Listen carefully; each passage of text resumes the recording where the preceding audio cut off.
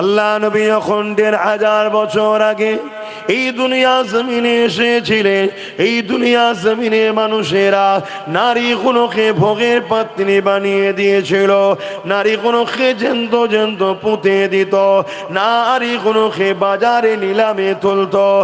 আমার মায়ের জাতেরা মন দিয়ে শোনেন, এই দুনিয়া জমিনে আজকে তোমাকে আমাকে রাসূলুল্লাহ থেকে সরাবার চক্রান্ত করছে, তোমাকে আমাকে ইসলাম থেকে সরাবার চক্রান্ত চলছে, তোমার আমার ইসলামকে কলঙ্কিত করার চক্রান্ত চলতেছে। এই বাংলার জমিনে প্রায় জায়গায় যায় আজও বলতে লেগেছে। আল্লাহ নবী নূহ নবী দয়া নবী যখন দুনিয়া জমিনে আগমন করলে, ওই সময় মক্কা সন্ত্রাস ছিল, আবু জেহেল, উতবা, সাইবা, আবু লাহাব, যাদের হাতে রাজ ক্ষমতা ছিল, এরা ক্ষমতা জোরে নারীদেরকে জুলুম করত, এদের চামচা কোনো নারীদের উপরে অত্যাচার করত, নারীদেরকেও কাজের মেলায় কিনা বেচা হতো, নারী দিগকে তাদের বাবারা জ্যান্ত জ্যান্ত পুঁতে দিত। এই অবস্থা দেখে আল্লাহ নবী ওই সময় মক্কা জমিনে নারীদের বাবাদেরকে বুঝাতে লাগলো, কেন আপনারা নারীদের উপরে জুলুম করছে, কেন আপনারা নারীগুলোকে জ্যান্ত জ্যান্ত পুঁতে দিচ্ছে। তারা বলতে লেগেছিল, এ আব্দুল্লাহর বেটা মুহাম্মদ, এই নারী হলো অশুভ, এদের বাঁচার কোনো অধিকার নাই। আল্লাহ নবী তাদেরকে বললেন, না না না, নারী অশুভ নয়। অথচ আমি রাসূলুল্লাহ জানিয়ে দিই, কারো ঘরে যদি প্রথম কন্যা সন্তান হয়, এর মানে ওই নারীর বাবাকে মহান স্রষ্টা নারী পাঠিয়ে জান্নাতের সুসংবাদ দিল। আরো জোরে বলুন সুবহান। তাহলে নারীকে সম্মান ইসলাম দিয়েছে না দেয়নি? কিন্তু যারা ইসলামে ছিল না, তারা নারীদের উপরে জুলুম করেছে না করেনি? জোরে বলুন। যারা এক আল্লাহ মানত না, ৩৬০টা নকল খোদার উপাসনা করত, তারা নারীদেরকে জ্যান্ত পুঁতে দিত, নারীদেরকে ভোগ করত, নারীদের উপর অত্যাচার করত, বাজারে নিলামে তুলত। আরে আমার ইসলাম, আমার রাসূল এই নারীকে এত সম্মান দিল। কোন বাবার যদি প্রথম সন্তানটা যদি কন্যা সন্তান হয়, এর মানে ওই বাবাকে সন্তান দিয়ে, কন্যা সন্তান দিয়ে জান্নাতের চিঠি, জান্নাতের পয়গাম, জান্নাতের মেসেজ, জান্নাতের খুশির খবর ওই বাপকে দিচ্ছে আল্লাহ। জোরে বলুন সুবহানাল্লাহ। বড় দুঃখ লাগবে, একটা কথা বলতে হবে, প্রায় বলি, আজও বলছি। এক কথা বারবার বলা হয় কেন? যাতে আমরা শুনে শুনে মুখস্থ হয় এবং পরিবর্তন হতে পারি। হাফেজ সাহেবরা যখন কোরআন পড়ে, দেখবেন একই আয়াতকে ঘুরিয়ে ফিরিয়ে বার বলতে, জেহেনে যাতে লোড হয়। যে ইসলাম নারীকে এত মর্যাদা, এত সম্মান দিল, আজকে 1450-1500 বছর পর সেই ইসলামকে ভারতবর্ষের পশ্চিম বাংলার উত্তর 24 পরগনার ভাটপাড়ার বিজেপির এমএলএ অর্জুন সিং মিথ্যাচার করে, কলঙ্কিত করে, দাগ লাগাবার জন্য বলছে ইসলামে নাকি রেপ করাটা ভালো কাজ, খারাপ কাজ নয়। শুনেছেন আপনারা মেসেজটা? একটু হ্যাঁ কি না বলুন।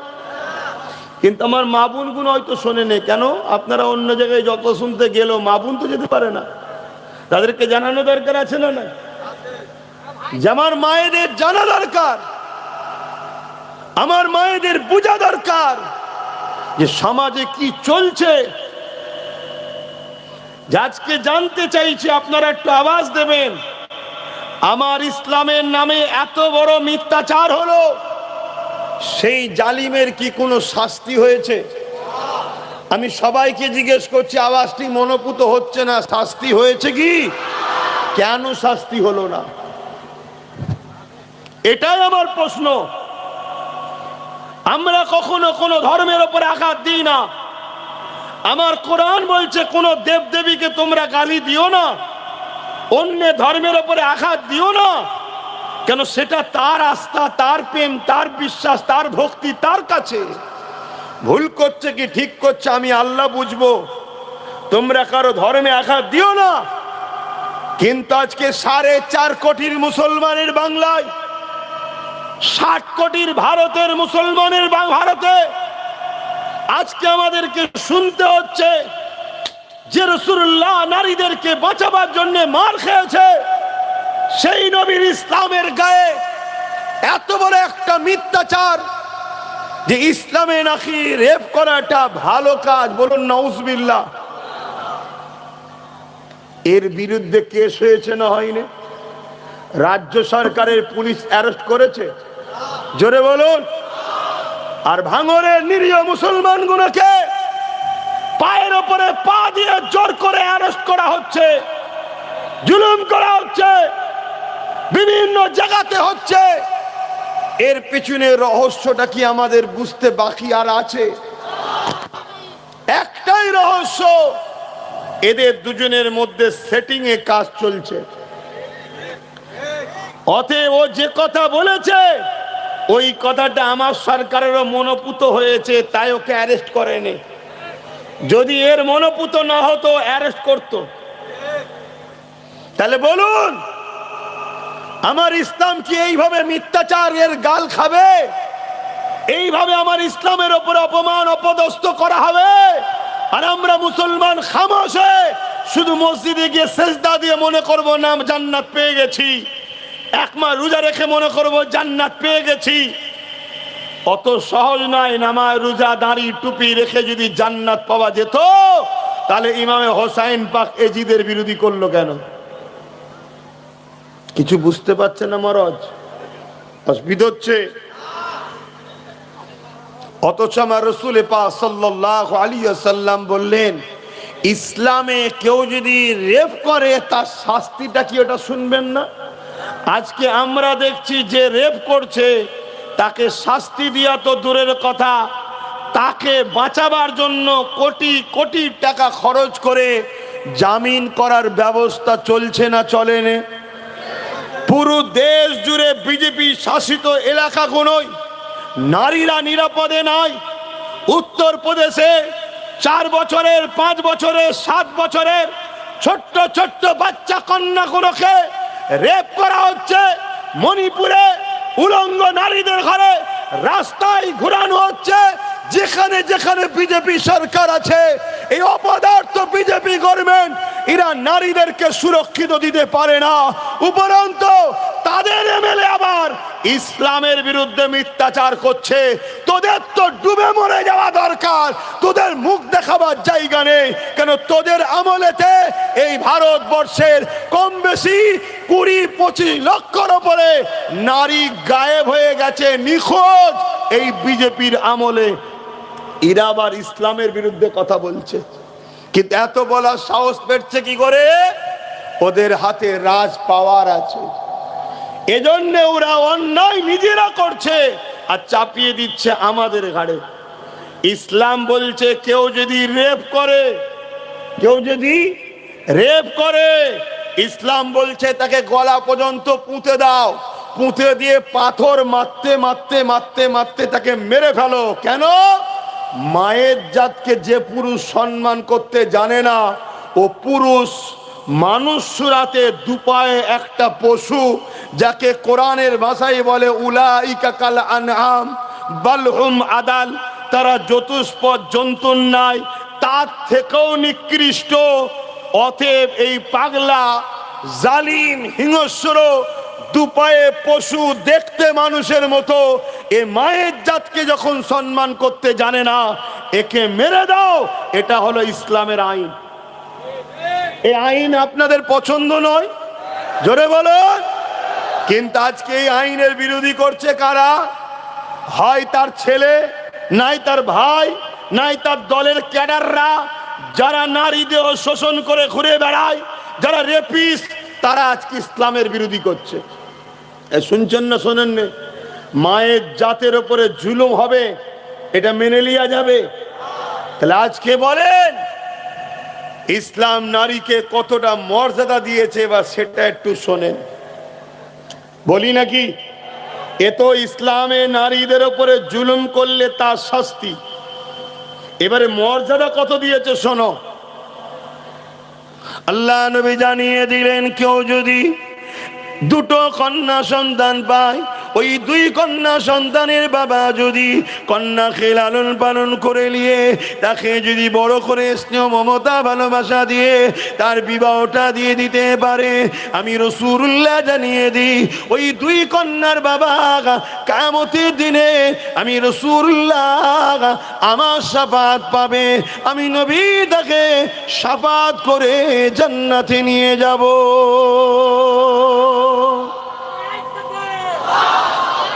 আল্লাহ, তাহলে কারো যদি দুটো কন্যা সন্তান হয় ওই বাপকে শাফাত করে জান্নাতে নিয়ে যাবে রাসূলুল্লাহ। এই শুনছেন? এমন কেউ বলেছে দুটো কন্যা হলে এই ফ্যাসিলিটি আছে? বলুন, কেউ আছে? আমি ইসলামের ধর্মের একটা ধর্মগুরু, ইসলাম ধর্মের প্রচারক হিসাবে আমি পুরো দুনিয়াকে চ্যালেঞ্জ দিচ্ছি, আসো আমার ইসলামের মোকাবেলায় যুক্তি তর্কে কিতাবে ঝগড়াই নয়, মানুষ মানুষ ভালোবাসায় আসো। আমার ইসলাম নারীকে যে সম্মান দিয়েছে এই সম্মানের মোকাবেলায় কেউ দাঁড়াতে পারো যদি নিয়ে আসো, দেখি কি আছে কার। শুনছেন না শোনেন না? তোমরা না জেনে আমার ইসলামকে গালি দিও না, না জেনে আমার ইসলামে মিথ্যাচার করো না। মনে করছো ক্ষমতার জোরে যা কিছু করে নেব, আরে ক্ষমতা ফুরাতে বেশিক্ষণ সময়, জোরে বলেন বেশিক্ষণ সময়, কাল আমাদের হাতে আসতে বেশিক্ষণ সময়। কিন্তু আমরা জুলুম করব না, আমরা আইনের আওতায় আনবো, পাচা লাল করে ফেলবো। কেন তোমরা জুলুম করছো আমার ইসলামের বিরুদ্ধে? তোমাদের হাতে দেশ আছে বলে যা খুশি তাই করে নেবে, এটা ভেবনি। তোমরা সংবিধান বিরোধী কাজ করছো। সংবিধানের 25 নম্বর ধারা মানুষকে ধর্মীয় অধিকার স্বাধীনতা দিয়েছে, কারো ধর্মের উপরে কারো বিরুদ্ধাচার করা হস্তক্ষেপ করার রাইট দেয় না সংবিধান। কত শুনছেন? কিন্তু এরপরও এরা করার সাহস পাচ্ছে কেন? আমার জাত ভাইয়েরা ঘুমোচ্ছে তাই, আমার জাত ভাইয়েরা এদের পিছনে দলদাস হয়ে আছে তাই, আমার জাত ভাইয়েরা এদেরই উত্তরসূরিদের পিছনে ঘুরে বেড়াচ্ছে তাই এরা এই সাহসটা পাচ্ছে। আমার কথা কষ্ট পেচ্ছেন নাকি আপনারা? তাহলে বলা বন্ধ করে দিই নাকি? আজ আমি জানতে চাইছি, আল্লাহ রসুল যেখানে বললেন কেন সব দাও, ফুল দেবে, এমনি ভাঙরের মাটি, আল্লাহ এ মাটি কিন্তু আল্লাহর ওলিদের মাটি, এ মাটি আল্লাহর ওলিদের মাটি। ভাঙরে এত বড় বড় আলেম জন্মেছে, আজও আছে অনেক আলেম। কথা বুঝে আসছে? এই জমিন অনেক পবিত্র। কেন? এখানে শুয়ে আছেন সুলতান সৈয়দ আসগর আলী রহমতুল্লাহ আলাইহে, এখানে ফুলবাড়িতে শুয়ে আছে আমার দাদা মেজ হুজুর পীর কেবলার, তারপর আমাদের শামসুদ্দোহা ভাইয়ের আব্বাজান, এসব বড় বড়। তারপর আরেকজন খুব কড়া লোক ছিল গলব সাহেব, ও লোক বেচারি দাদা হুজুরের সিলসিলার জন্য অনেক লড়াই করেছে। কি এরকম আরো অনেক রয়েছে, কিন্তু এটাকে বারবার বদনাম করা হচ্ছে, বদনাম করা হচ্ছে। কেন? এদের অনেক পুরাতন পরিকল্পনা আছে, ওই দিকে যাচ্ছে। আমি আমার ইসলামের দিকে যাচ্ছি আর ইসলামের দুশ্মনদের বিরুদ্ধে কথা বলছি। আল্লাহ নবী জানিয়ে দিলেন, এ দুনিয়ার মানুষেরা কারো ঘরে যদি একটা দুটো তিনটে কন্যা সন্তান হয়, প্রথমে বলল দুটো কন্যা সন্তান হলে রাসূলুল্লাহ তাকে শাফাত করবে। আল্লাহ নবী জানিয়ে দিলেন, কারো যদি পরপর 3টে কন্যা সন্তান হয়, ওই বাপ যদি সন্তানগুলোকে পেয়ে বেজান না হয়, ওই বাপগুলো যদি নারাজ না হয়, ওই বাপগুলো যদি মনে কষ্ট না নেয়, ওই বাপগুলো যদি আল্লাহ দিয়ে নেয়ামত মনে করে, ওই 3 কন্যাকে লালন পালন করে তার বিবাহ শাদী দিয়ে দেয়, আমি রাসূলুল্লাহ জানিয়ে দিলাম ওই 3 কন্যার বাবা আর আমি রাসূলুল্লাহ আল্লাহর জান্নাতে 2টো আগুন তুলে দেখিয়েছে, যেমন পাশাপাশি ওই 3 কন্যার বাবা আর আমি রাসূলুল্লাহ আল্লাহ পাকে জান্নাতে পাশাপাশি থাকিব।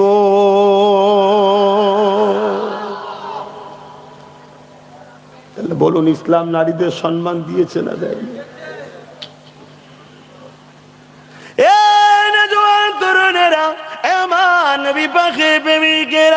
দুনিয়ার আইন হলো পুরুষকে এমন করে পণ দিতে হবে, পুরুষকে নারীর বাবাকে টাকা দিতে হবে, গাড়ি দিতে হবে, খাট পালং দিতে হবে, ঘর সাজিয়ে দিতে হবে।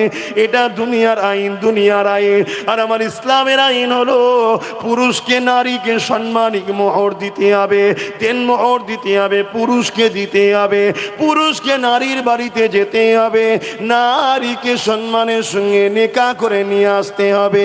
এ যুবকেরা, তরুণেরা, বাপেরা, আল্লাহ পাক আমার রাসূলুল্লাহর মাধ্যমে নারীদের কি মর্যাদা দিয়েছে, কি সম্মান দিয়েছে। এ পুরুষেরা শুনে রেখে দাও, আমি একজন পুরুষ এবং হুজুরের ঘরের ছেলে, নবীর খানদান হিসাবে বলে যাচ্ছি, প্রতিটা পুরুষের জান্নাত হলো নারীর পায়ের তলায়। প্রতিটা পুরুষের জান্নাত হলো নারীর পায়ের তলায়। ওই নারীটা হলো ওই পুরুষের আম্মা জান। আল জান্নাতু তাতা আকদামুল উম্মাহাত। প্রতিটা ছেলে শুনো, প্রতিটা পুরুষ শোনো, প্রতিটা ছেলেদের জান্নাত হলো তার মায়ের পায়ের তলায়। মা হলো নারীর জাত, তাই নারীদের এত মর্যাদা আল্লাহ দিয়েছে। এ আমার মায়ের জাতেরা, আজ আপনাদেরকে বলি, দুনিয়া আপনাদেরকে নিয়ে খেল তামাশা বানাতে চাইছে, দুনিয়া আপনাদেরকে নিয়ে মজা করতে চাইছে। কিছুদিন আগে দেখতে পেলাম এই ভারতের একটা ভণ্ড বাবা, সেই বাবা নিজে বলতে লেগেছে নারী হলো মজা করা জিনিস। দেখেছেন কেউ সোশ্যাল মিডিয়ায়? কে কে দেখেছেন একটু সাক্ষী দেন। বাহ, 1-এর অধিক তো হলেই গ্রান্টেড হয়ে যাবে। এখানে তো অনেকে সাক্ষী দিচ্ছে। তাহলে বাবা কি বলছে? নারী হলো, জোরে বলুন, মজা করা জিনিস। আর ইসলাম নারীদেরকে যারা মজা করা বলে তাদের বিরুদ্ধে যুদ্ধ করতে বলেছে। তাহলে এই বাবারা ইসলামের বিরুদ্ধে লাগবে না? লাগবে না? যেমন আর এক বেরিয়েছে 4 পাস জালিম, 4 পাস। সে জালিম বলছে কোরআনে নাকি 5 নম্বর আয়াতটা সূরা তাওবার নাকি হিংসা ছড়াচ্ছে। বলছে না? বলে না? আরে তুই তো 4 পাস রে, তুই কোরআনের তো কফ বুঝিস না, তোর আব্বা বোঝে না, তোর দাদু বোঝে না, তোদের যত বড় বড় মাথায় বসে আছে তারা বোঝে না, তুই কি করে বুঝলি রে? তোদের বড় বাপ মাথায় যে বসে আছে সে আবার আমেরিকার বড় বাপকে আব্বা বলে, সেই আমেরিকায় কন্টিনিউ কোরআনের রিসার্চ হচ্ছে, তারাও বলতে পারছে না কোরআনে ভুল আছে। তারা বলছে কোরআনই একমাত্র কিতাব যার মধ্যে কোনো সন্দেহ নাই। জোরে বলুন সুবহানাল্লাহ।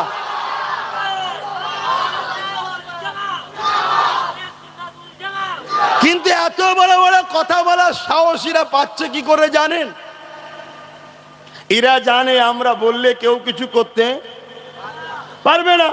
আর মুসলমান তারা তার রসুলকে ভালোবাসে। রসুল বলেছে যে দেশে ভালোবাসো, যে দেশে থাকো, সে দেশের সার্বভৌমত্ব নিরাপদে রাখো, দেশের শান্তি রাখো, দেশে বিশৃঙ্খলা করো না। এটা রসুলুল্লাহর হুকুম, জানেন তো নাকি? দেশের আইন ব্যবস্থাকে মান্যতা দাও। তা এ জাহেল গুলো জানে, এ মূর্খ গুলো এতটুকু জানে যে মুসলমান কোনো আইনকে তো হাতে নেবে না, ওরা তো আইনকেই প্রাধান্য দেবে। আমাদের নামে সর্বোচ্চ হয়তো একটা মামলা হবে, তাও মামলাটা করবে কে?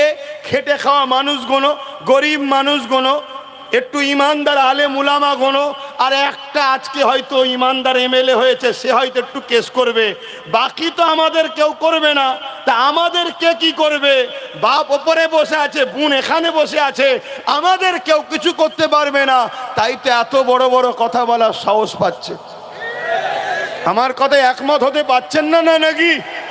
আজকে বলুন, বুকে হাত দিয়ে বলুন, আপনাদের এলাকায় এই যে মানবরূপী একটা পশু বারবার ঢুকে ফিতনা লাগাচ্ছে, ওই শয়তানটাকে জিজ্ঞেস করতো, তুই যদি মুসলমান হোস তা কোরআনের বিরুদ্ধে কথা বলেছে, কেস করেছিস? জিজ্ঞেস করেন। এ সুরাতে মুসলমান, নামে মুসলমান, হাকিকাতে কবে কাফের বেঈমান হয়ে গেছে। আমার কথা কি আপনাদের খারাপ লাগছে নাকি? এ মুসলমানদের রক্ত পিপাসুই মুসলমানদের। এ বেঈমান কোরআনকে যে শেষ হয়ে যায় বলে, ওই বেঈমান মমতার বিরুদ্ধে কিছু বললে এই বেঈমানের বুকে ব্যথা হয়। কিন্তু এই বেঈমান একবারও আজকে এত বড় কথা বললো কোরআনে নাকি ভুল আছে, একটা কেস করা দরকার ছিল না?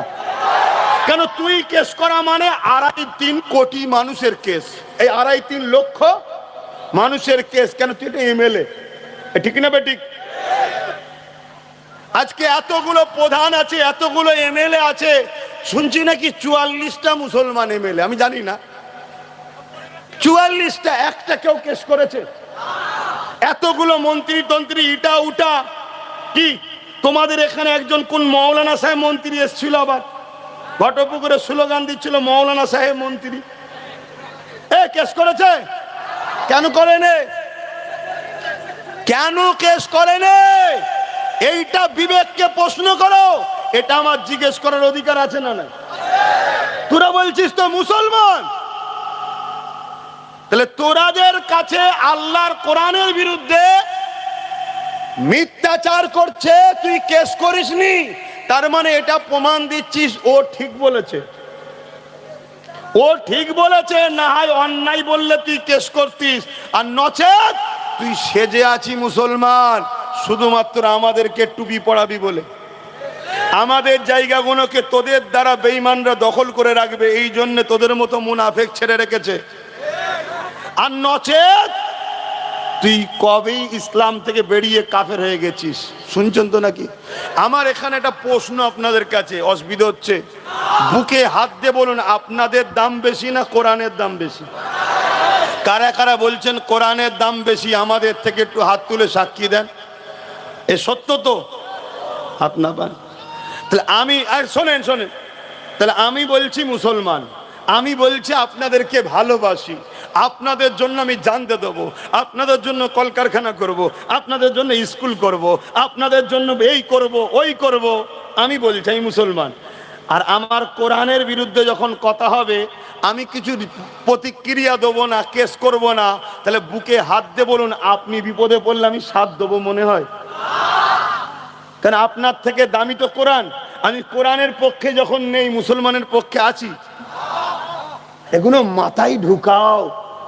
কেন ঢুকাতে বলছি? শুধু ভাঙরের বলি না, সব জায়গায় বলছি। এই কারণে বলছি, তোমাদেরকে মেরে ফেলার প্ল্যান চলছে। ভাবো, এগুলো তো বলে বলে টেস্ট করে দেখছে যে তোমরা কি করতে পারো। তাই তোমাদেরকে সজাগ করাচ্ছি। ইসলামের বিরুদ্ধে এত বড় কথা হলো, কেউ কেস করেছে? সাধারণ লোক কেস করছে আলাদা কথা, একটা সরকারি পদে বসে থাকার লোকের কেসের গুরুত্ব আছে না নাই? কিন্তু একটাই আল্লাহ নবী বংশের আওলাদ দিয়েছে ক্ষমতা, সামান্য ছোট্ট, সে কেস করেছে। আর এত তোমাদের হক পক্ষে থাকার জন্যে, ন্যায়ের পক্ষে থাকার জন্যে আর এক মুরগি চোর এখন লেগেছে।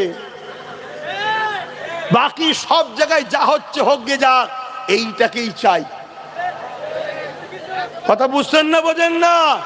কিন্তু আমি জানতে চাইছি, আমরা সবকিছুকে বাজি লাগিয়ে হলো এই চ্যালেঞ্জকে অ্যাকসেপ্ট করতে রাজি আছেন না নাই? জোরে বলুন, আছেন না নাই?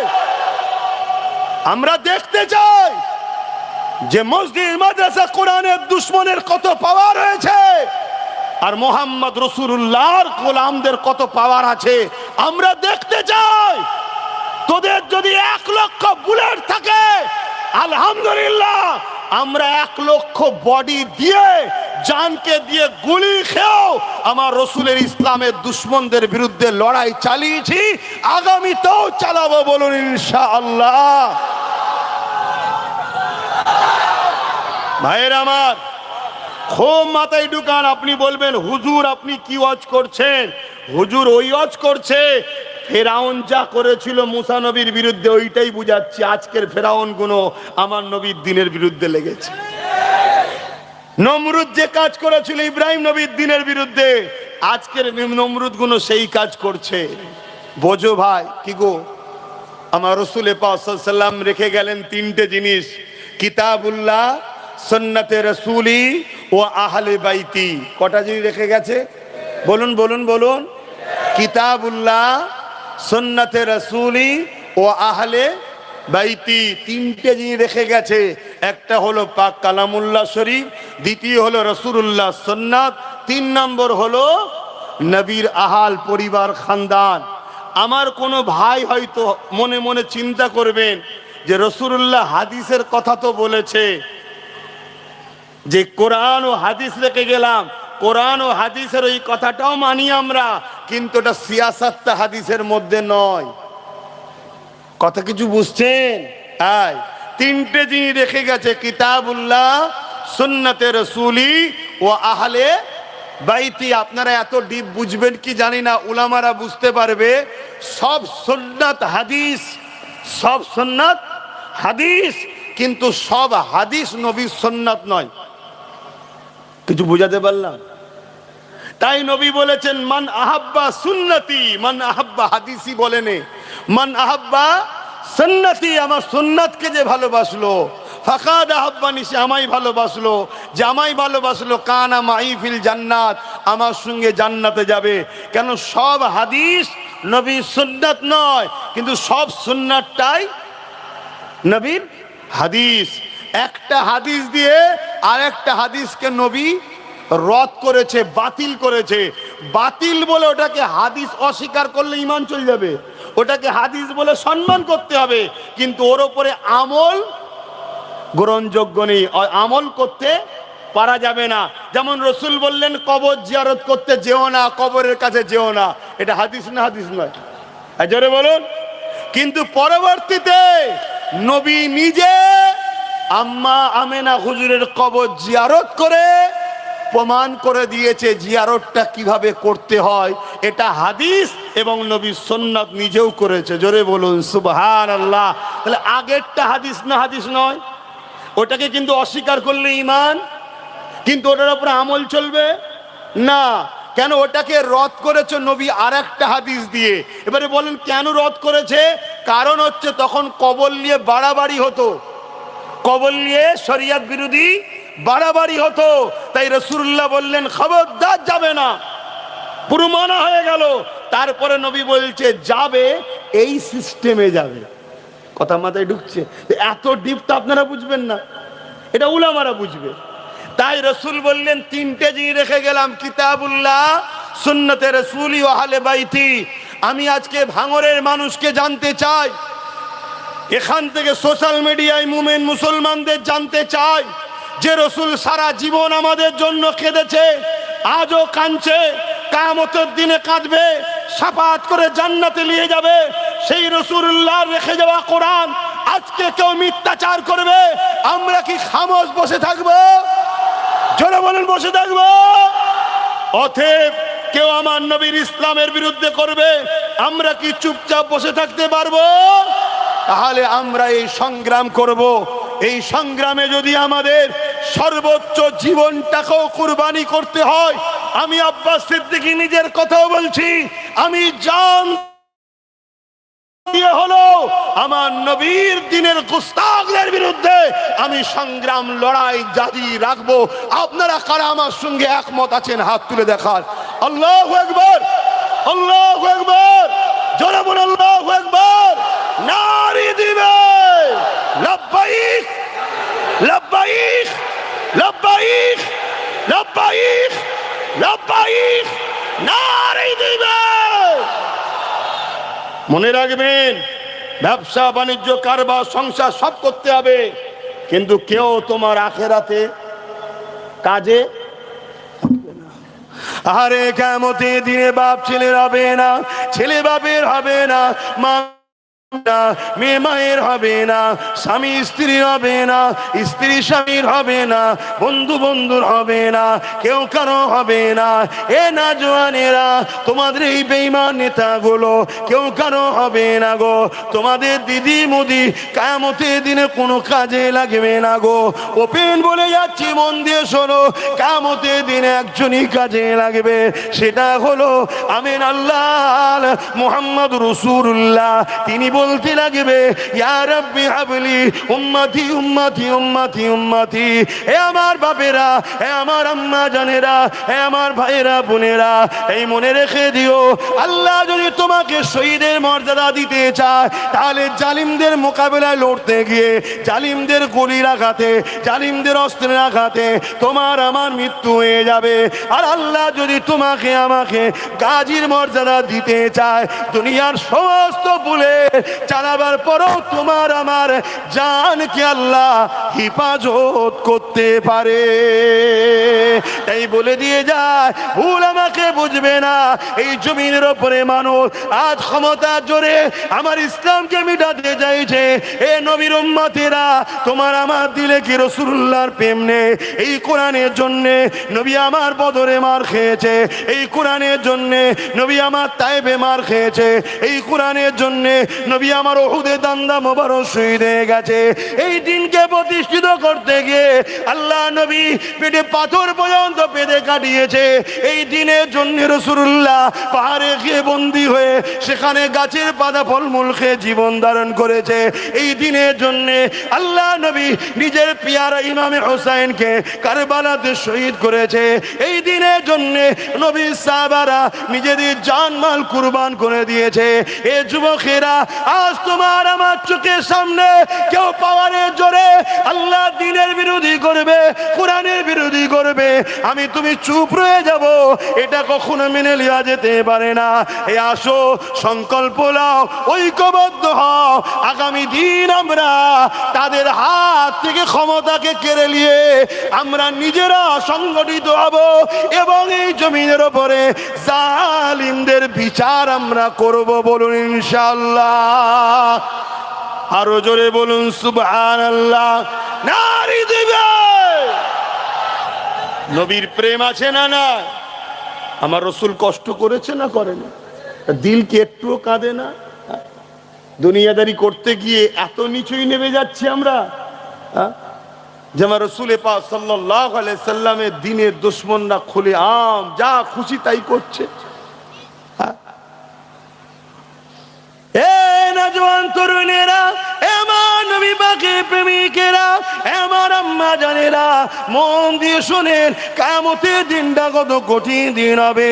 এর আগেও বলেছি, আবার বলে যাচ্ছি, আল্লাহ নবী জানিয়ে দিয়েছে, কিয়ামতের দিনে ছেলে বাপের হবে না, বাপ ছেলের হবে না, স্বামী স্ত্রী হবে না, স্ত্রী স্বামীর হবে না, কেউ কারো হবে না।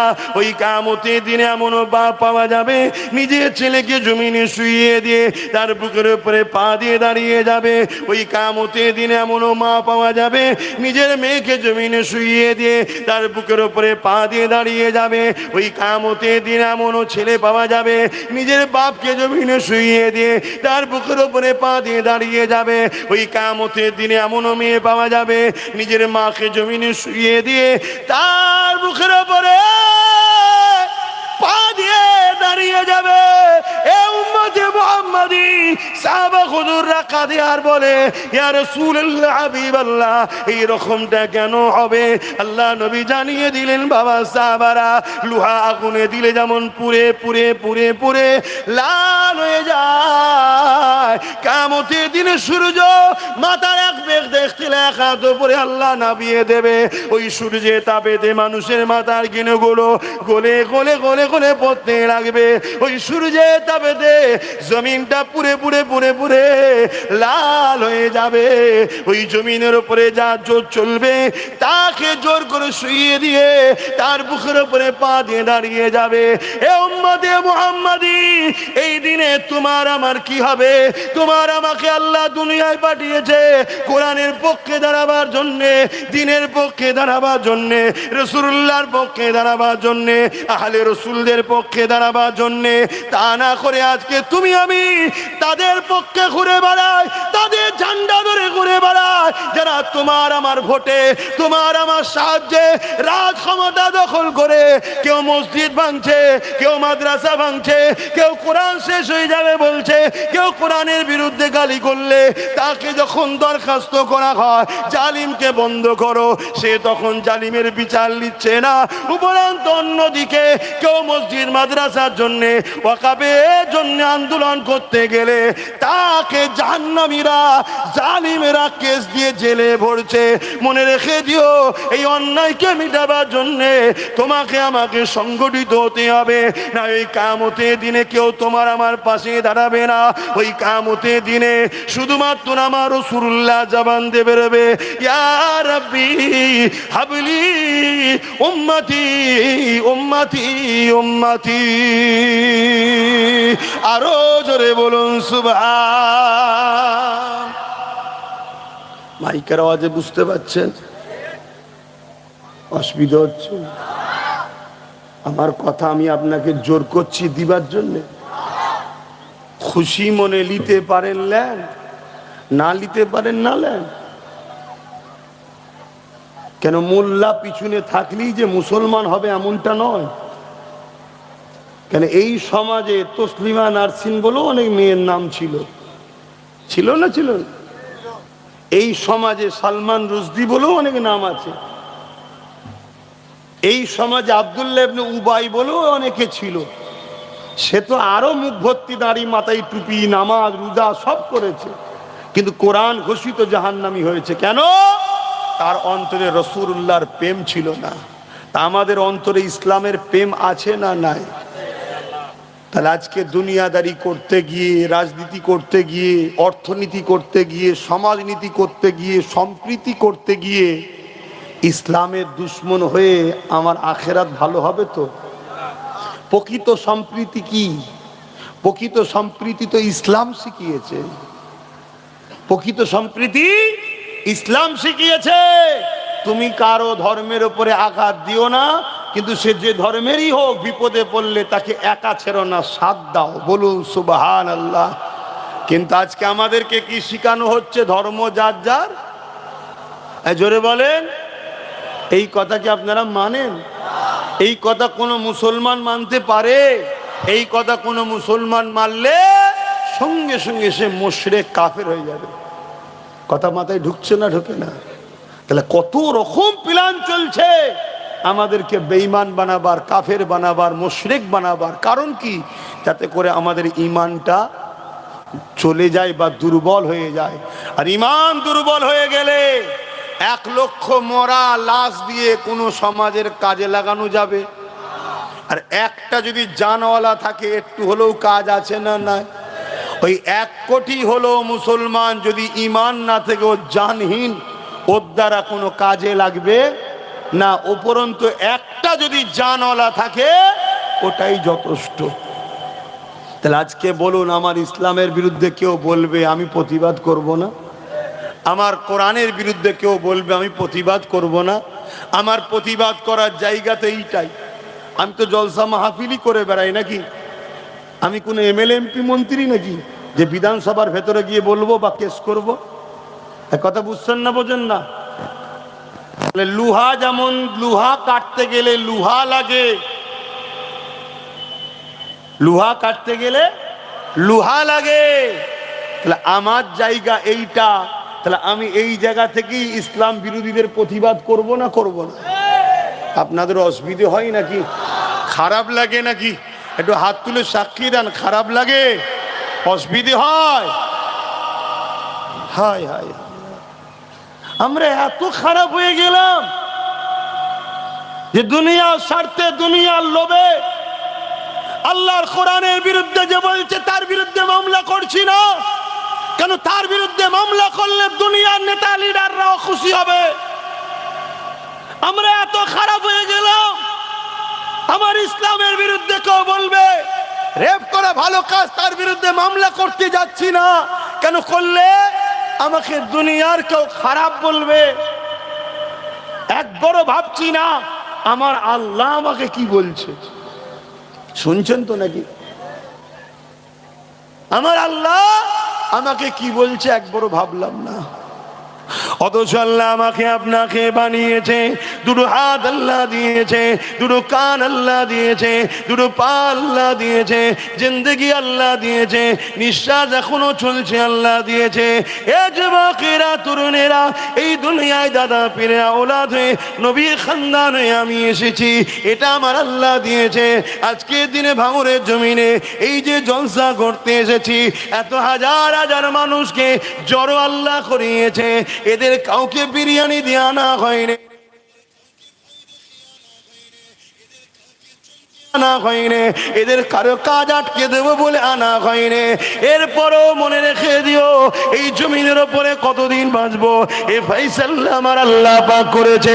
দুনিয়ার কারো ক্ষমতা নাই আমার কোনো ভালো ক্ষতি করতে পারে। আমার যেটাই ভাবে সব কিছুর পিছনে আমার আল্লাহ পাকের কুদরতি ক্ষমতা রয়েছে। তবে আমার কর্মের ফল হবে। আমার যদি খারাপই হয় ওটা আমার কর্মের দোষে হবে, আমার যদি ভালো হয় ওটা আমার আল্লাহ পাকের পক্ষ থেকে কর্মের ফলে হবে। এ যুবকেরা, তরুণেরা, এ আমার নবী পাকের প্রেমিকেরা, আজকে বলে দিয়ে যায়, সারা জীবন যে নবী আমার কেঁদেছে, সেই নবীর ইসলামকে আজকে মিটাবার জন্য একদম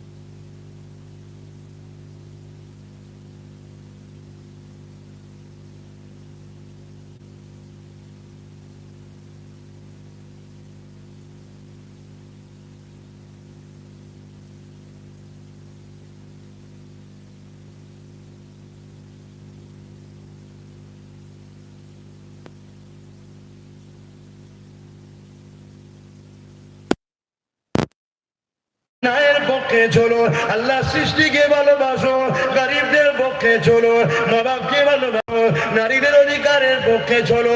এ যুবকেরা, তরুণেরা, এ আমার নবী পাকের প্রেমিকেরা, আরে সারা জীবন যে নবী আমার কেঁদেছে, আজও রওজা মুবারকে কাঁদতেছে। কিয়ামতের দিনে আল্লাহ হযরত জিবরাইলকে, হযরত ইসরাফিলকে দুনিয়া জমিনে পাঠিয়ে দেবে। হযরত জিবরাইল, হযরত ইসরাফিল দুনিয়া জমিনে যাও, আমার হাবিব কাঁদছে, আমার হাবিবকে যে তুলে নিয়ে আসো। আজকে দিনে আমি আল্লাহ হিসাবের দিন করব, বিচারের দিন করব, আমার হাবিবকে জাগে তুলে নিয়ে আসো। হযরত জিবরাইল আলাইহিস সালাম দুনিয়া জমিনে চলে আসবে, তামাম পৃথিবীটাকে তন্ন তন্ন করে খুঁজবে আমার রাসূলুল্লাহ কোথায় রয়েছে। জিবরাইল খুঁজে পাবে না, কানে ঘর বাড়ি থাকবে না, এ গাছপালা থাকবে না, কিছুই থাকবে না।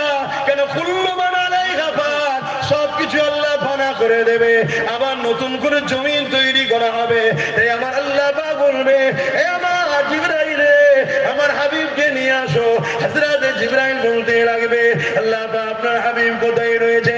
আমি জিবরাইল খুঁজে পাচ্ছি না। আল্লাহ পাক এই সময় বলতে লাগবে, এ জিবরাইল দুনিয়া জমিনে কান লাগিয়ে লাগিয়ে শোনো, যে জায়গা থেকে দেখবে কান্নার আওয়াজ আসছে, এ জিবরাইল ওই জায়গাতে আমার হাবিব তিনার গুনাহগার উম্মত উম্মতির জন্য কাঁদতেছে। আরো জোরে বলুন সুবহান। ঘরের মানুষ, বাংলার মানুষ, মুমিন মুসলমান শোনো, আজও আল্লাহর আযাব আমাদের উপরে আসেনি। কারণ রহমতের নবী আমাদের কাছে আছে আর কাঁদছে তাই। আমরা যা ভুল করেছি এর শাস্তি আল্লাহ আমাদেরকে মিটিয়ে দিত। কেন্দ্র সরকার ওয়াকফ কালা কানুন আইন তৈরি করলো আর রাজ্য সরকার সে আইনকে সাপোর্ট করলো। রাজ্য সরকারকে জিতিয়েছে আমরা মুসলমানরা, ঠিক না বেশি? তাহলে ওয়াকফের বিরুদ্ধে ওয়াকফকে মিটাতে আমরা মুসলমানরাই তো চাইছি। কি ভুল বলছি নাকি? আল্লাহ এর পরেও আমাদের উপরে আযাব এখনো দেয়নি, আমাদেরকে মিটিয়ে দেয়নি। একটাই কারণ, আমার রাসূলুল্লাহ কষ্ট পাবে তাই। ভুল মানুষের হয়, এখনো সময় আছে। যে রাস্তায় ওরা আমার মসজিদকে দখল করছে, যে রাস্তা দিয়ে ওরা আমার ঈদগাহকে দখল করছে, যে ক্ষমতার জোরে ওরা আমার কবরস্থানের উপরে বুলডোজার চাপিয়ে সেখানে মদের ফ্যাক্টরি তৈরি করছে, আদানি আম্বানির জন্য উৎসর্গ করছে, মনে রেখে দিও ওই ক্ষমতাকে দখল করার মোকাবেলা আমাদেরকে করতে হবে। এই ক্ষমতা দখল করে আমরা আবার ওরা যেমন আইন করেছে রাজ ক্ষমতা দিয়ে আমরা আইন করে আবার পুনরায় ফিরিয়ে নেব, এই চেষ্টা করা আমাদের দরকার আছে না? না, হাত তুলে সাক্ষী দেওয়া আছে না? না, হাত তুলে বলা আছে না? না, লম্বা করে হাত তুলে রাখবে, হাত নামাবে না, হাত তুলে রাখো। কে কে ওয়াকফ বাঁচাতে চাই না আমাদের মধ্যে কেউ আছে কি? দেখো তো, দেখো ভেতরে কেউ আছে কি? কেন কেউ সর্ষের মধ্যে ভূত আছে কি দেখা দরকার নেই বাবা। যে ডাল দিয়ে ভূত ছাড়ছি সে ডালের মধ্যেই ভূত ঢুকে বসে আছে। হাত নামান। আমার কথাটা কি ভুল লাগছে আপনাদের? মনে হচ্ছে নাকি হুজুর জলসায় এসে বলবে কেন তুই রাজনীতির নামে আমার ধর্মকে মিটাবার জন্য আমার মসজিদ মাদ্রাসা কবরস্থান ঈদগাহর বিরুদ্ধে ষড়যন্ত্র করছিস? তাহলে আমি হুজুরকেও তো আমার মসজিদকে বাঁচাবার জন্য রাস্তা খুঁজতে হবে না? রাস্তা তো একটাই, যে ক্ষমতায় তুই আমার ওয়াকফ নিচ্ছিস ওই ক্ষমতা আমার ভক্ত মুরিদ অনুসারী মুহিব্বিন, তারপরে আমাদের সিলসিলা হোক বা অন্য কোন সিলসিলা হোক, মসজিদ তো সবার, মাদ্রাসা তো সবার, নাকি? সবাইকে বুঝাবো যে আসো, মসলা যার যার, ইসলাম তো সবার, মসলা যার যার, মসজিদ তো সবার, হুজুর যার যার, কবরস্থানে তো তোকে আমাকে সবাইকে যেতে হবে। অতএব যে পাওয়ারে ওরা কাটছে ওই পাওয়ারে দখল করে আমরা আবার ফিরিয়ে নেব। ওরা তো একদিনে কাটতে পারে না, 100 বছর ধরে প্ল্যান করে আজকে এই জায়গায় গেছে। আমাকেও তো প্ল্যান করতে হবে, রাস্তা তো চলা শিখাতে হবে। আজ আমার 50, কাল 100, কাল একটা রাজ্য, পরশু 2টো রাজ্য, কিন্তু এই ট্রেনিংটা আমার পিছনে ছেলে শিখবে না? শিখবে না?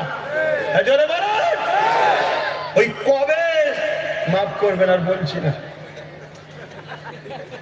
ওই শিয়াল ওই পারে ষাঁড়ের দিকে তাকিয়ে বসে আছে, আমি বেশি বলবো না, কবে ছিঁড়বে তারপরে খাবো, হয় কিছু না? তোমায় জানতে হবে যে নিতে হবে, ঠিক না বেটি?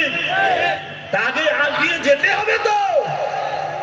আজকে জমিনে চাষ করছো, ফল ভালো নাও হতে পারে, কিন্তু 5 বছর 10 বছর 20 বছর চাষ করতে করতে করতে করতে একদিন চাষযোগ্য মাটি হবে, ফল বাড়বে না? বাড়বে না? হ্যাঁ, তখন তোমার আমার ছেলেরা গোলা ভর্তি, বাজার ভর্তি সবজি তুলবে, তখন বলো ইনশাআল্লাহ। হাত গুটিয়ে বসে থাকলে হবে? হাত গুটিয়ে বসে থাকলে আরো ভয়ানক দিন আসবে। শুনছো? আর ওপেন বলে যাচ্ছি, কেউ যদি তোমার দিনকে মিটাতে চায়, তোমার ইসলামকে মিটাতে চায়, তোমার ধর্মের দুশমনের সঙ্গে দালালি করে, তুমি যদি উম্মতে মুহাম্মাদি হও, সংবিধানও তোমায় রাইট দিয়েছে, তুমি তার বিরুদ্ধে যুদ্ধ পর্যন্ত করতে পারো। কথা বুঝে আসছে না? ধর্মগুরু হিসেবে, ধর্ম প্রচারক হিসেবে বলে যাচ্ছি, কোনো পাপ হবে না। শুনছেন না? শুনেন না? আমি ওপেন বলে যাচ্ছি, কোনো পাপ হবে না, উপরন্তু নেকি হবে শয়তানকে সরিয়ে দিলে। শুনছেন না? শোনেন না? হ্যাঁ, এখানে এদের দ্বারা আমার দিনের দুশমনরা শক্তিশালী হবে, এদের দ্বারা কখন আমার মসজিদ নিরাপদে থাকবে না। কথা কি অসুবিধা হচ্ছে? হ্যাঁ, আমি তো আবার বলছি, আমি প্রায় বলি ভাঙরে জলসা নিতে চাই না, এ খুব টেনশন, বুঝে বুঝে অজ করতে হয়। এত বুঝে ওয়াজ করার সময় আছে নাকি? আমি পক্ষে থাকবো এইটুকু জানি, বিরুদ্ধে যে আছে তাকে বেরাও, কামানের সামনে বসে উড়িয়ে দাও, সোজাসুজি কথা। আমি এতটুকু বুঝি না, এই হসপিটাল চাপ বাজান দেয়, আমি সব কিছু বুঝি না, কি হবে না হবে, কালকে কি খাবো, পরশু দিন কি খাবো, আমি সব কিছু বুঝি না। আমি বুঝেছি যুদ্ধের ময়দানে নেবে, আরে নাকের না লেগে যায়, কানে না লেগে যায়, চোখে না লেগে যায়, ওসব বুঝি না, নেবেছি যুদ্ধের ময়দানে। ঠিক না বাড়ি? কেন? তোমরা আমার ইসলামকে মিটাতে চাইছো, কথা মাথায় ঢুকছে না, ঢুকে না? আমি এটা বুঝি, কিন্তু ওই বললাম আমার এই কাজ করতে খুব বুঝে বুঝে কাজ করতে, কথা বলার আগে একবার নয় 10 বার ভাবতে হয়। কথা বুঝে আসছে? ওই একটাই, কেন ছোটদের আবদার বেশি, তো ছোট না আবার মনে দুঃখ পেয়ে যায়, এই চিন্তাতে আমাকে বুঝে বুঝে কথা বলতে হয়। না হয় আল্লাহ জাত পাকের কসম করে বলছি, এদের অনেক আগেই চামড়া ঢিলে করে দিতাম আমি, আল্লাহর জাত পাকের কসম করে বলছি। এরা যা গাদ্দারি করছে, এরা যা ক্ষতি করছে, বলার মতো না। কথা বুঝে আসছে? আলহামদুলিল্লাহ। আপনারা নিশ্চয়ই প্রতিদিনই লাইভে তো শোনেন নাকি? শোনেন তো নাকি? অন্য জায়গাতেও জলসা করি, সেসব জায়গায় গিয়ে কোনো চিন্তা করি না, হু করে বলে দিই।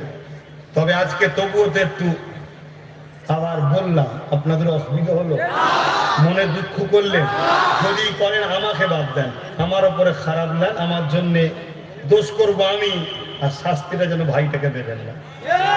কথা বুঝে আসছে? কেন? ও আপনাদেরকে ভালোবেসে ফেলেছে।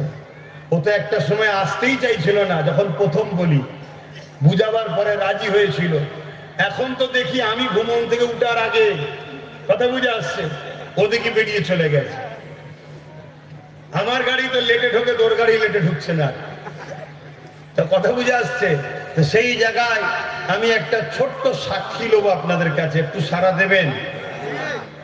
একদম মন খুলে বলুন, কেন্দ্র সরকার ওয়াকফ মাদ্রাসাকে মিটাতে চাইছে, হ্যাঁ না না? রাজ্য সরকার তার সাথ দিয়েছে, হ্যাঁ কি না? এরা দুজনই মসজিদ, মাদ্রাসা, কবরস্থান, ঈদগাহ ইসলামের দুশ্মন না দুশ্মন নয়? কারা কারা দুশ্মন বলছেন হাত তুলে দেখান। কথা ঠিক? কথা ঠিক? একটু দেখেন কেউ বাকি আছে কিনা হাত তুলতে, একটু দেখা দরকার। যদি কেউ হাত না তোলে তার বিরুদ্ধে আমরা যাব নাকি? তার সঙ্গে ঝগড়া করবেন? না না না না, তার সঙ্গে ঝগড়া করব না, কিন্তু তার থেকে আমরা দূরে থাকবো, তাকে চিনে নেবো। ঠিক না বেটি? হাত নাবান। তাহলে বলুন, এরা ইসলামের দুশ্মন, ইসলামের মসজিদ মাদ্রাসাকে মিটাতে চাইছে, এরা কি জালিম নয়? আল্লাহ রসুল বলছেন, কোন মুসলমান, মন দিয়ে শুনবেন হাদিসটা, শুনবেন না ছেড়ে দেবো, মেশকাত শরীফের হাদিস। আল্লাহ রসুল বলছে, কোন জালিম যদি জুলুম করে, আর কোন মুসলমান জালিম জানার পরও, কোন মুসলমান জালিম জানার পরও ওই জালিমকে শক্তিশালী করার জন্য তাকে সাপোর্ট করে, সাথ দেয়, আমি রাসূলুল্লাহ বলছি, আল্লাহ রসুল বলছে, সেই মুসলমানটা ইসলাম থেকে বেরিয়ে যায়। আমার আব্বাগুলো বুঝেছেন, আম্মাদের যে বুঝাবেন, ভাইয়েরা বুঝেছেন, বোনেদের যে বুঝাবেন, আশা করছি মা বোনও শুনছে। কোন জালিমকে যদি কোনো মুসলমান শক্তিশালী করার জন্য তার সাথ দেয়, ওই মুসলমান ইসলাম থেকে বেরিয়ে যাবে। মেশকাত শরীফের হাদিস। জালিমরা যদি মনে করে যে আমাদের ক্ষতি হচ্ছে, জালিমদের দলে যত মৌলী সাহেব সব একদিন নিয়ে ব্রিকেটে আসো, আমি চ্যালেঞ্জে আসবো বাহাসে। শুনছেন না শোনেন নে? হ্যাঁ, আমি আমার কথার উপরে চ্যালেঞ্জ দিচ্ছি, আসো, একবার হবে দুধকে দুধ, পানিকে পানি। যদি ভুল আমি হই, সবাই আমার থেকে সরে যাবে, আর যদি ঠিক হয়, সব একদিনে পরিবর্তন হয়ে যাবে। ঠিক না বেটি? হ্যাঁ, এত বড় চ্যালেঞ্জ দিচ্ছি। তাহলে আবার একবার বলছি, হাদিসটা কি? মেশকাত শরীফের, কোন কেউ জালিম জানার পরও কোন মুসলমান যদি জালিমকে শক্তিশালী করার জন্য সাথ দেয়, ওই মুসলমান ইসলাম থেকে, যে ইসলাম থেকে বেরিয়ে তার ঈমান আছে, জোরে বলেন, তাহলে আমি জানতে চাইছি, দিদি মুদি মসজিদ মাদ্রাসার দুশ্মন, মসজিদ মাদ্রাসাকে মিটাতে চাইছে, এরা জালিম হ্যাঁ কি না? তো জালিমদের সাথ দিলে ইসলামে থাকবে, বেরিয়ে যাবে, বেরিয়ে গেলে ইমান থাকবে। তাহলে ভোট দেওয়া হয় শক্তিশালী করার জন্য না হারাবার জন্যে? তাহলে দিদি মুদিকে কেউ ভোট দিলে ইমান থাকবে। তাহলে আমি আপনাদেরকে ভালোবাসি, ছেলে হিসাবে বাপ মাকে, ভাই হিসাবে ভাই বোনকে বুঝাবার দরকার আছে না নাই? যে আপনাদের দোয়ায় আমি পড়েছি দিদি মুদি হলো ইসলামের মসজিদ মাদ্রাসার দুশ্মন, এরা জালিম, এদেরকে ভোট দেবেন না, এটা বলার অধিকার আছে না নাই? আমার বাপ, আমার মা, আমার ভাই, আমার বোনকে বলে যাচ্ছি, দিদি মুদিকে ভোট দেবেন না। আমার কথা কারা মানবেন? হাত তুলে সাক্ষী দেন, হাত লম্বা করে তুলে রাখেন। সাথ দেবেন না, এদের ভোট দেবেন না, এদের ঠিক বলছেন, জোরে বলুন ঠিক বলছেন, ঠিক বলছেন, ঠিক বলছেন। কেন? আমার ডিউটি আছে আপনাদেরকে ইমান হেফাজতের জন্য, তাই বললাম। অপর দিকে হাত নাবান, অপর দিকে মসজিদ মাদ্রাসাকে বাঁচাবার জন্যে নবী বংশের আওলাদ যখন লড়াই করছে, তার হাতকে শক্ত করার জন্য মসজিদ মাদ্রাসা প্রেমিকদের সাথ দেওয়া দরকার আছে না নাই? সুপ্রিম কোর্টে নওশাদ সিদ্দিকী কেস চালাচ্ছে এখনো ওয়াকাফ মসজিদ মাদ্রাসাকে বাঁচাবার জন্যে। তাই আমি ওর ভাই হিসাবে শুধু নয়, ও মসজিদের জন্য লড়ছে, ওকে অর্থ দিই, ওর সাথও দিই। তোমরা ওর সাথ কারা দেবে? হাত তুলে সাক্ষী দাও। নবিয়ানা মাহফিলে আল্লাহকে সাক্ষী রেখে বলছো, হাত তুলে সাক্ষী দিচ্ছ। যদি ওর সাথ দিতে যে বুলেটের সামনে দাঁড়াতে হয় দাঁড়াবে, যদি ওর সাথ দিতে যে জেল খাটতে হয় খাটবে, যদি ওর সাথ দিতে যে ঘর বাড়ি যায় তাও সাথ দেবে।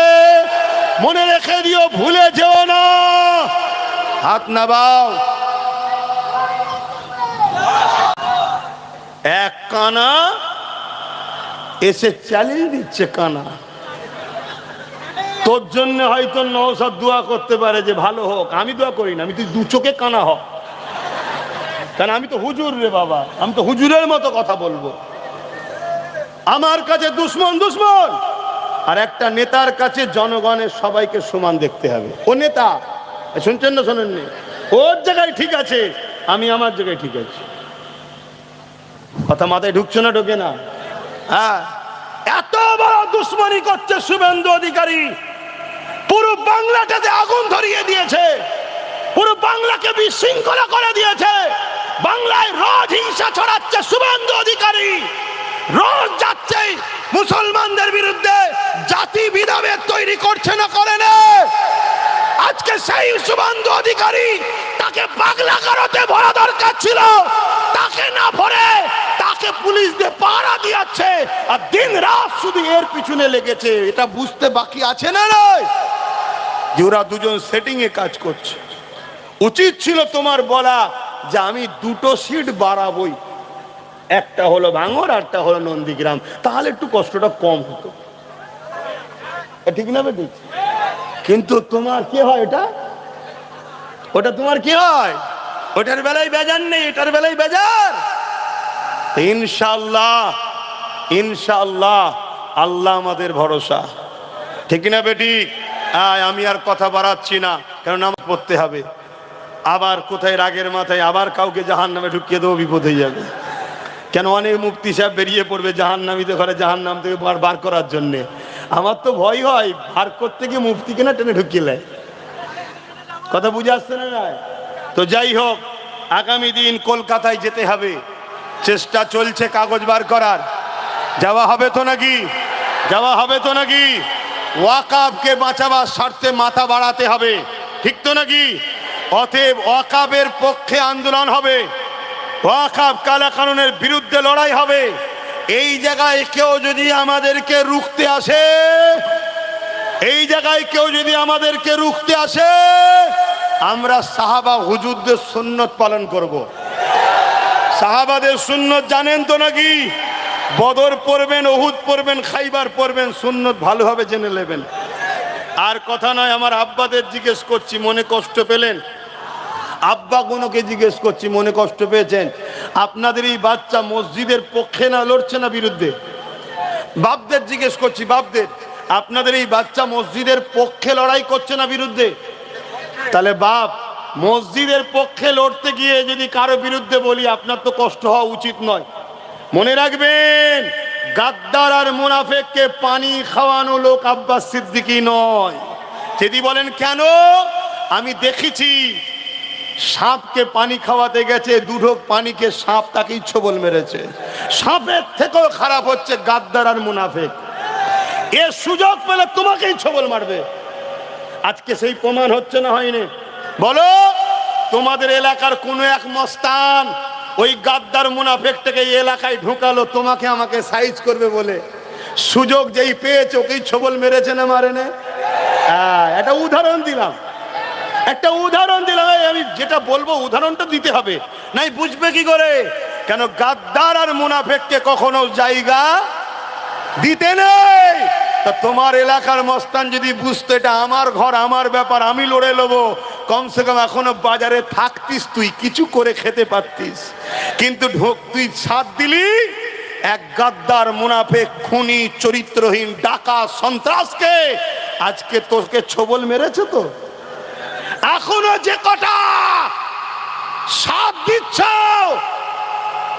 নবীর ঘরের বাচ্চা বলে যাচ্ছি, কাল তোমাদেরকে ছোবল যদি না মারে, আমাকে তখন তোমরা বলবে যে আব্বাস সিদ্দিকী তুমি ভুল শরিয়া শিখিয়ে গেছিলে। এটা কোরআনের কথা, নবীর কথা। গাদ্দার আর মুনাফেককে কখনো সাথ দিতে, এখনো যে কটা আছো এখানকার, তোমার লড়াই তুমি লড়াই মানা করছি না, কিন্তু যে গাদ্দারকে তুমি সাথ দিচ্ছ সে তোমার শিল, তোমার নুরা, তোমার এলাকা সর খেয়ে নিয়ে গিয়ে সুযোগ হলে তোমারই ভাঙবে দাঁতের গুড়া। কথা কি বলা ভুল হচ্ছে? ভাবার যদি হয় ভাবা, আর নাই আমাদের কি আছে রে বাবা, আমরা উম্মতে মুহাম্মাদি নবীর গোলাম। আমরা ফেরাউনের সঙ্গে কাল লড়েছি, নমরুদের সঙ্গে লড়েছি, এজিদের সঙ্গে লড়েছি, আবু জেহেলের সঙ্গে লড়েছি, চিঙ্গিস খানের সঙ্গে লড়েছি, হালাকু খানের সঙ্গে লড়েছি, বুশের সঙ্গে লড়েছি, আজকে মুদির সঙ্গেও লড়ছি, দিদির সঙ্গেও লড়ছি। তো দিদি মুদিকে ভয় করিনি তো চেলা কোনো কোন সব দাম দিই আমরা? আমাদের তো কাজই বাপ লড়াই করা, মার খাওয়া, মরে যাওয়া। এই পোকা যদি আলো দিবানা হয়ে ঝুপঝাপ লাভ মেরে মরে, এই মরে দেখেন না, একটা আলো জ্বালাবেন পোকা এসে মরে, একটা ডানা পুড়ে গেছে তাও ঘুরে যায়, নেশা। একটা পোকা যদি আলোর নেশায় ঝুপঝাপ পড়ে মরতে পারে, আল্লাহ রসুলের প্রেমে কবরে রসুল দেখবো, পরকালে আল্লাহর জান্নাতে আল্লাহ দেখবো, আমরাও ঝুপঝাপ আল্লাহ রসুলের প্রেমে মরতে রাজি আছি না নয়? হাত তুলে বলে রাজি আছি না নয়? আরে জালিমদের ঘরে দেখারে ঘুরিয়ে আমরা মরতেও রাজি আছি। দেখা ঘুরিয়ে আমরা মরতে রাজি আছি। মরণকে আমরা ভয় করি না, কারণ মরণকে যে ভয় করে সে তো কামিয়াবি হতে পারে না। মরণ তো হবে সেদিন যেদিন আল্লাহ ফাইসাল্লাহ রেখেছে। আমরা ভয় করি আল্লাহকে, ভালোবাসি আল্লাহ রসুলকে। জোরে বলুন সুবহানাল্লাহ, আরো জোরে বলুন সুবহানাল্লাহ। তাকবীর দেন, নারে তাকবীর, নারে তাকবীর। লব্বাইক ইয়া রাসূলুল্লাহ, লব্বাইক ইয়া হাবিবাল্লাহ। দাদা হুজুর পীর কেবলা, পাঁচ হুজুর পীর কেবলা, সিলসিলায়ে আহলে সুন্নাত ওয়াল জামাত, সিলসিলায়ে মুজাদ্দিদুজ জামান, নারে তাকবীর। ইয়া নবী সালাম।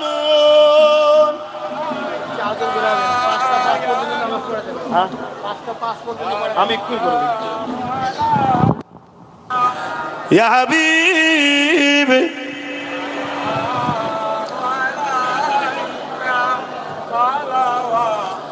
ভাই,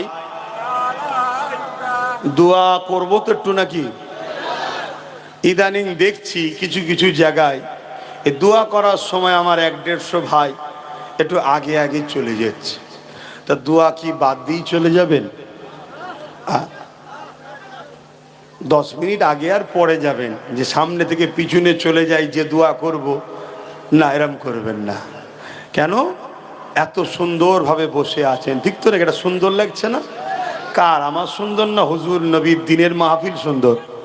দিনের মাহফিল সুন্দর লাগছে, তো এই জায়গাটাকে এ করবেন না। আর একটা কথা, এই সালাম নিয়ে আমরা বাড়াবাড়ি করি না তো, দাঁড়িয়ে সালাম আমরা দিই, দাদা হুজুরের অনুসারী আহলে সুন্নাত ওয়াল জামাত আমরা দিই, কিন্তু কেউ বসে সালাম দিলে তাদেরকে আমরা বেঈমান কাফের ফতোয়া দিই না, কেন এটা প্রেমের ব্যাপার, প্রেমে কখনো জোর চলে?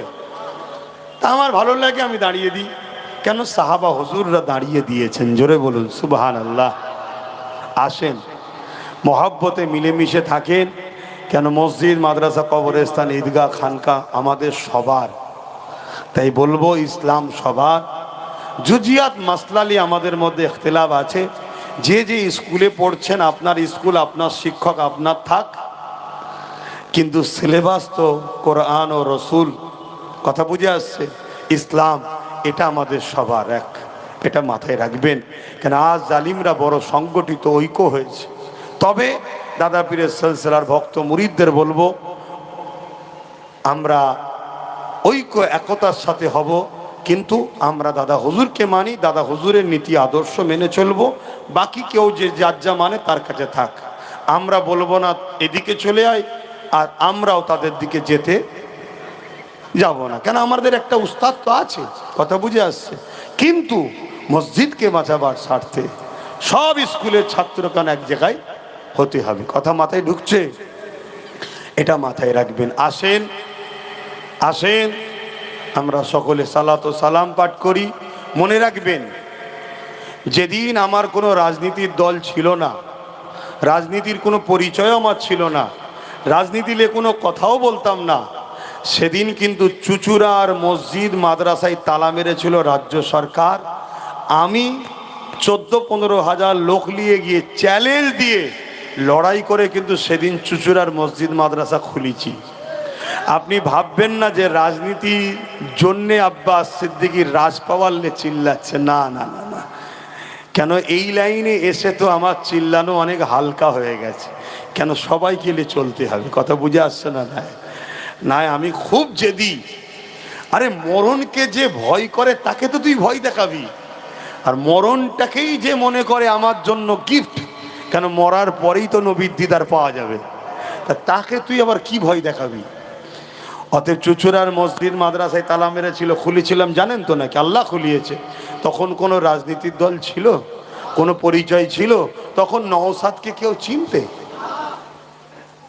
তখন তুমি একা। এখন তো তবু আল্লাহর, ও তখন আমারও উপর দিয়ে যাচ্ছে, তাহলে এখন তো আমার ভোল্টেজ আরো বেড়ে গেছে, কেন লাঠি পাশে হয়ে গেছে আবার কি। কিন্তু না, ওর সাথে আরো গোটা 20-30 যদি হয় ভালো হবে না? হবে না? বলুন বলুন। তাই আশপাশে বা সব জায়গাতেই আমি বুঝাচ্ছি এবং সার্ভে করে দেখছি, পরিস্থিতি খুব কিন্তু ভালো, খুব ভালো। আল্লাহ করে। আমি শুধু এই জায়গার কথা বলছি না, অন্য অন্য জায়গায় সব ডেকে ডেকে ডেকে ডেকে আমি সার্ভে করছি, তো খুব ক্লান্তর মধ্যে আমি আছি, দিন রাত এক করে দিচ্ছি, কথা বুঝে আসছে। তবে সেই জায়গায় দেখছি পরিস্থিতি কিন্তু খুব খুব ভালো দিকে আসে। সে আমাদেরও কি সব, ওরা কি আমাদের কি সব চা খেয়ে ঘুমোবে নাকি? ইয়া নবী সালাম, ইয়া রাসূল, ইয়া হাবিব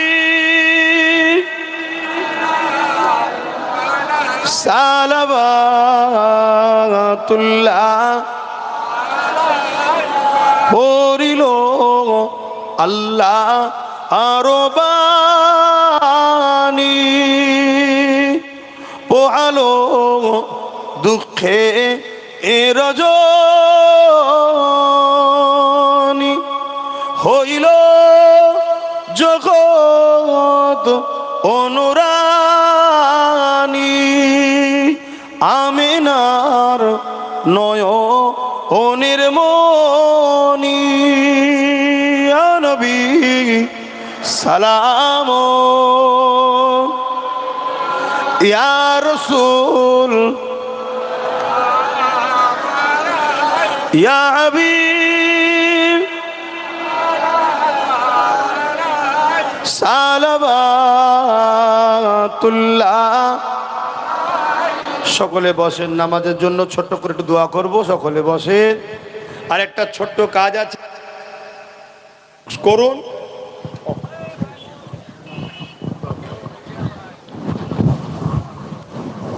সকলে বিসমিল্লাহ শরীফ এসে দরুদ শরীফ সূরা ফাতিহা ইখলাস শরীফ পড়ুন। আর একটা ছোট্ট কাজ আছে, ছেলেরা যাচ্ছে, একটু পকেটে হাত দিতে হবে, দেবেন না? কি গো, একটু দেবেন না? যার যা খুশি দেন, যার যা খুশি দেন। সেদিন উত্তর 24 পরগনায় এক জায়গায় জলসা করতে গেছিলাম, গিয়ে আপনাদের এমএলএ নওশাদের কথা বলছিলাম যে নওশাদের জন্য এই মাহফিলে কে কে 1000 কোটি টাকা দেবেন, বলাতে 77 জন এক চান্সে হাত তুলে দিয়েছে। তাহলে আপনাদের এমএলএ কে শুধু ভাঙরের লোক নয়, পুরো সব জায়গার লোক ভালোবাসে। মুসলিম শুধু নয়, অমুসলিমরাও তাকে ভালোবাসে। আমি চাই রাজনীতির নেতা এরকম হওয়া দরকার, সে ধর্ম জাত দেখবে না, মানুষ দেখবে। ধর্ম সে তার হৃদয়ে ঘরে যে করবে। কথা বুঝে আসছে না? না জি আব্বা।